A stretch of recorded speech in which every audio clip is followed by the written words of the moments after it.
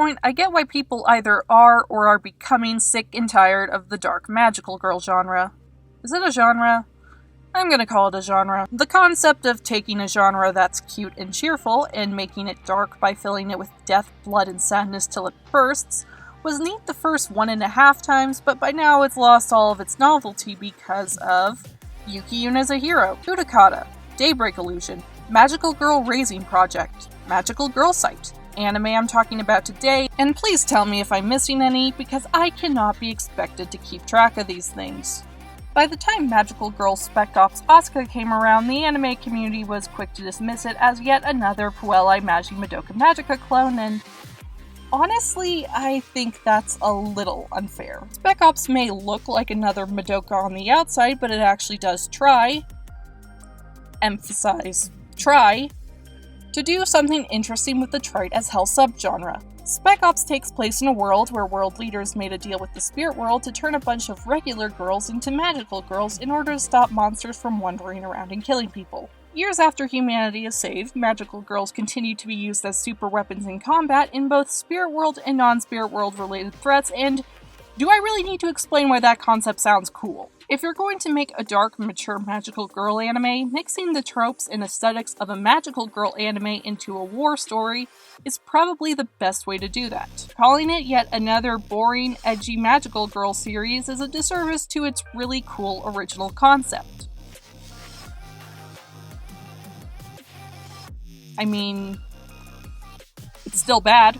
Spec Ops isn't a well-made, well-constructed series at all, but it's not bad because Madoka clone. Trust me, that's the least of its issues. Spec Ops is an ambitious story with a lot of big, cool ideas, but it falls over on its face more often than not while trying to execute them. But before I strap this baby down to the autopsy table for a nice deep look at its shortcomings, I have to give it some credit. I had no expectations for Spec Ops going in, but after the first 2 episodes, I grew to have some. And that mainly comes down to one thing: Asuka herself. Asuka Hotari is a consistently good protagonist, even though everything around her is a hot mess. Her design is nice, she's a complete badass, and she has a sympathetic and well-defined personality. She's stoic and serious, but never really cold or unfeeling. She is compassionate, fiercely loyal to the people she cares about, and she has a lot of baggage that weighs her down. Specifically the survivor's guilt she obtained during the war. Actually, that's another thing. Trauma is a key theme in the story. Now, most of the time, Spec Ops' writing is really clumsy, but whenever it talks about this subject, it nails it. At least from my perspective, I have at best an intermediate level of knowledge on the subject, but I'm pretty sure the show portrayed it well. The portrayal of trauma in Spec Ops is realistic, sensitive, and respectful, and the story doesn't exploit the topic for quick and easy drama.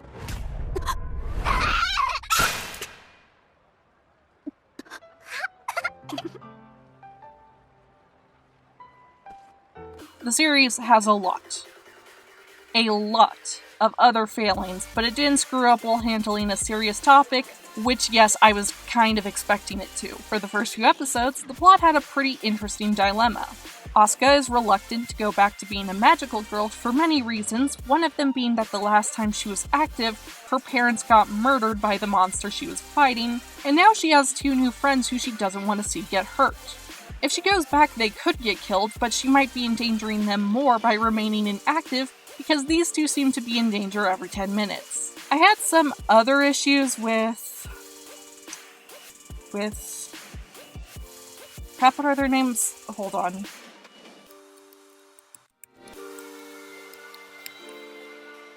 Nozomi and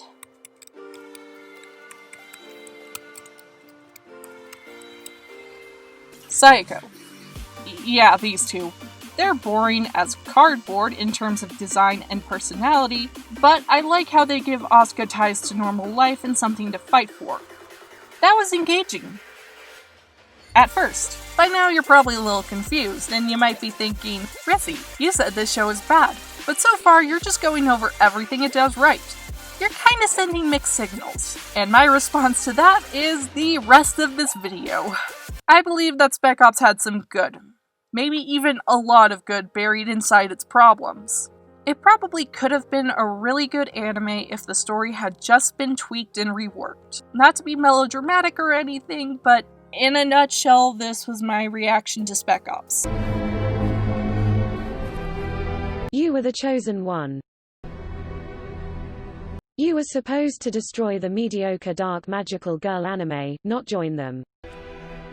Bring balance to the Madocas, not leave them in darkness.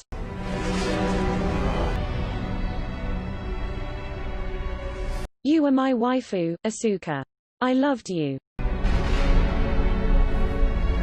Let's begin our autopsy study with the easiest to criticize thing about Spec Ops, the art.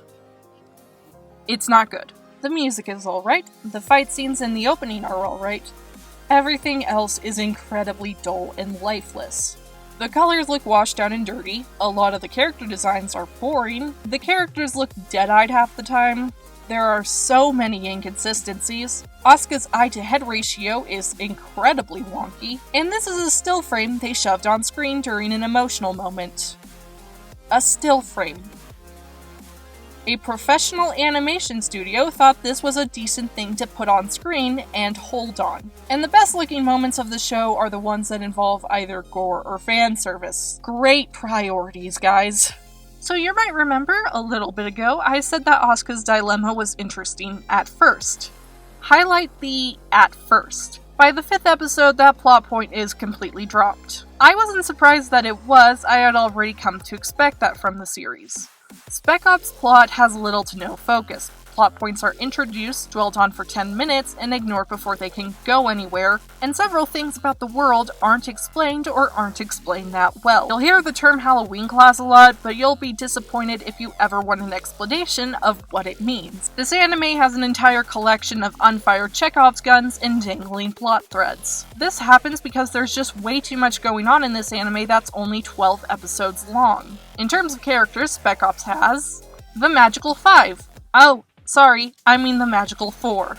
The final member of the Magical Five, who doesn't show her face until the end of the last episode, even though she's the first one shown in the opening, the Magical Five's boss. Asuka's Spec Ops team. Asuka's cardboard friends.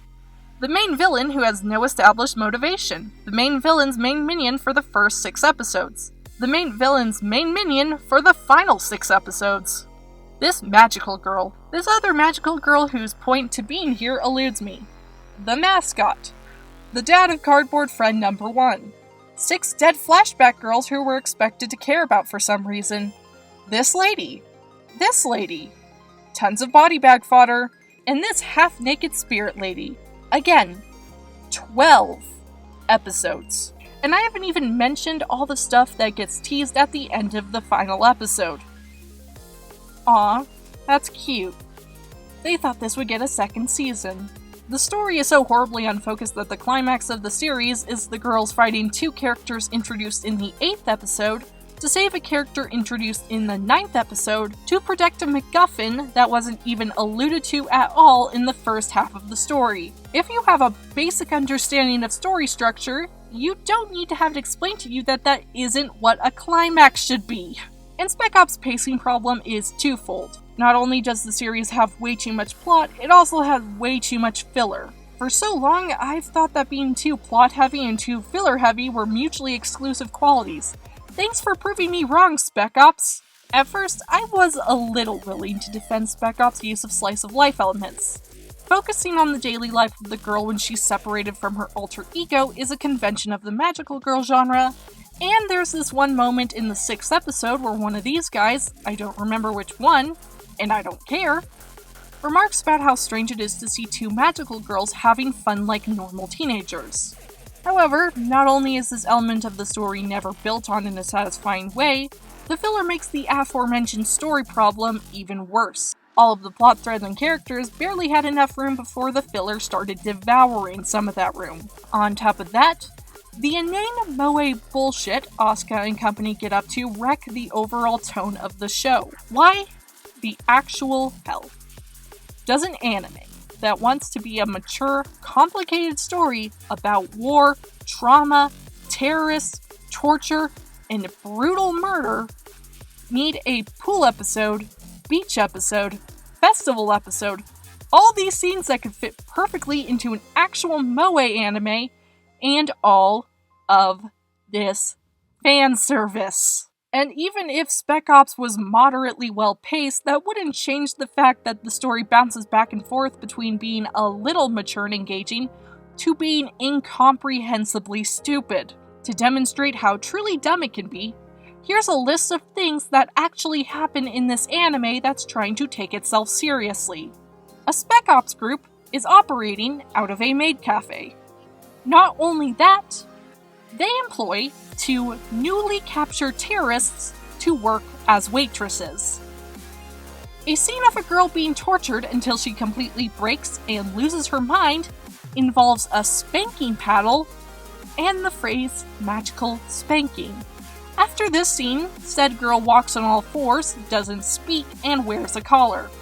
I get the very subtle feeling that somebody wanted to write a different kind of anime. Wink wink, nudge nudge, say no more.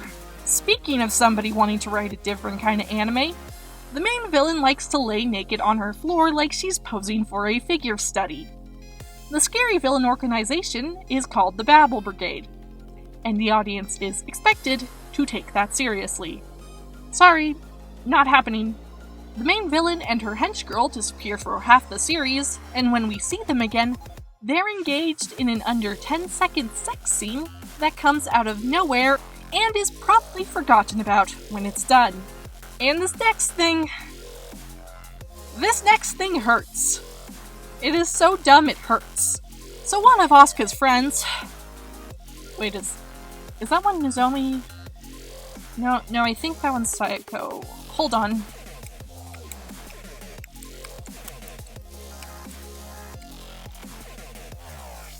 Okay, that one's Nozomi.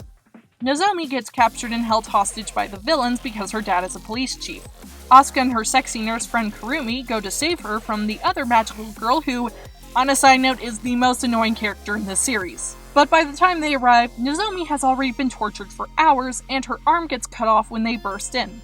Kurumi reattaches her arm after they get her to safety because I guess she can do that now and that's not the worst part. When the ordeal is over, Kurumi and Asuka visit Nozomi and her dad in magical girl form, and when Nozomi sees them, she panics as she's now terrified of magical girls. Now this scene is really well done and sad. When I was watching it, I was wondering how the show would handle this turn of events going forward, and how this would affect Asuka's character development. The show responded with a loud and proud, "Never mind." Apparently, Kurumi can extract traumatic memories, which raises so many questions, and this ability is never brought up again. Neither is any of this. There aren't any consequences. It isn't like if they do this, she'll forget Asuka or anything like that. This entire situation is completely forgotten about, and it's back to normal in the next episode, which is the festival episode. They put this on the table, swipe it off, and act like it was never there. Because, the main character's best friend being kidnapped and tortured by the henchmen of the story's central antagonist isn't a big deal. We can just get rid of that with stupid, sexy nurse magic. Why did this 2-episode arc happen? I had hope in this series. I really did, and in hindsight, maybe I shouldn't have. Like I said before, Spec Ops had so much potential, and I think I actually came pretty close to liking it, at least as a guilty pleasure. It's a frustrating kind of bad. In my dreams, the story soars, but in reality, it was smacked to the ground by a lack of focus, a cast of mostly bland and underused characters, bad execution of its good ideas, bad pacing, and a studio that clearly didn't want to put in the effort. With all of that said, I still really want to defend it. Next to nobody seems to give it enough credit for all of the things it did right, and I feel like too many people dismissed it as edgy garbage too quickly. Despite the impression you may or may not get from my opinion of Angels of Death, I'm not inherently turned off by something being edgy, and I think the term gets thrown around a little too much. Then again, that might just be because I'm not allowed to call anything edgy or angsty and use that as a criticism anymore, because I wrote this. You know what they say about glass houses. Well, Spec Ops, thanks for at least giving me some reason to be disappointed. There are plenty of shows in this world that weren't even able to do that. My final rating for Magical Girl Spec Ops Asuka is 2 stars.